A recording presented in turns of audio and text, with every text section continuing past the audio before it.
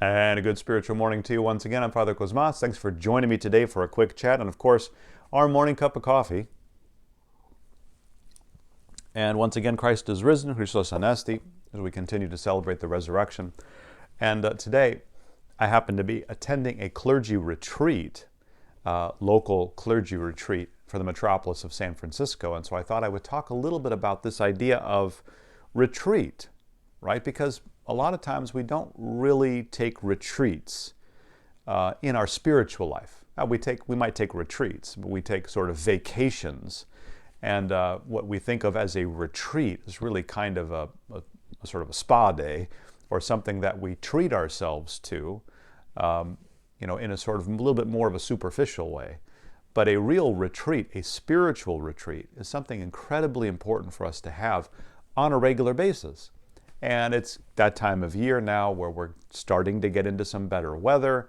Before you know it, we're going to be in May. People are starting to make their plans for the summer, if they haven't already made their plans for the summer. And they're traveling, they're doing different things. And so I would encourage you to think about this idea of having a spiritual retreat. And what do I mean by that? Well, in the old days, we called them pilgrimages. And now that sounds like a very daunting word. What, am I supposed to go to the Holy Land? What do I have to do in order to do this? Well, I mean, if you can, that's great. If you can go somewhere that really has sort of a spiritual focus to it, and that would be incredible if you can do that. But in small ways, wherever you're going, whatever plans you're making to travel, think about the possibility of allowing some time in that trip for a spiritual retreat, for a spiritual experience, whatever that may be. You can find it wherever you're going. A lot of us in the summertime tend to go back to Greece. If we're going to Greece and we're able to spend time with family, and that's great. We're going to go to the beach, and of course we're going to go swimming, and we're going to do all these great things. Greece is full of opportunities for spiritual retreat. I mean, there's a church on every block. There are relics of saints everywhere. There's amazing monasteries, amazing spiritual sites all over the country. And wherever you're going, there's going to be somewhere locally that's going to allow you for a spiritual retreat. But even if you're not going to, say, the Holy Land, or you're going to Greece, or going somewhere where there's sort of something incredible that you want to see, you can find an ability anywhere to take a retreat, wherever you might be traveling. Even if you're just taking some opportunity to go to a city you've never been to, you're traveling somewhere, you're taking a local trip, maybe you're just going to the coast, you're just spending some time at the seashore, or you're going into the mountains, or you're going wherever you might be going. There's an opportunity wherever that is for us to make it have a dimension of spiritual retreat. And you can do that by sort of saying, well, maybe I can take a book with me that might be something of benefit that I could read.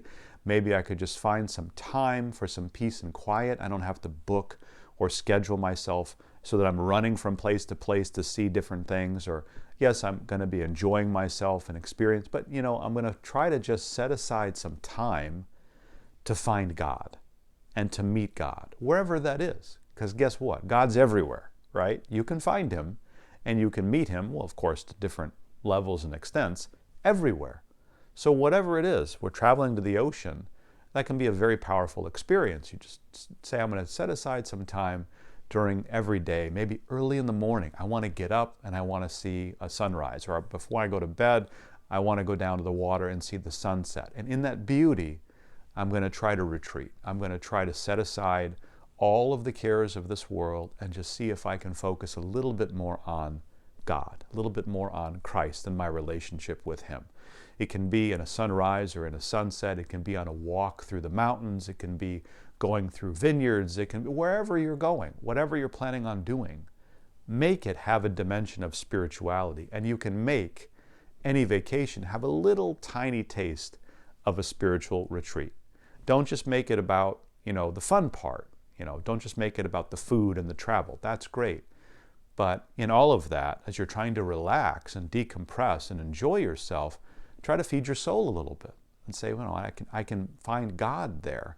And that also can be a way for me to just take a deep breath, or a few, or 100 of them, and just relax and say, wherever that is, I'm going to find God there. And believe me, He's there. If you look for Him, you'll find Him, because He's there and He's waiting for you to look for Him. So that's an idea to think about.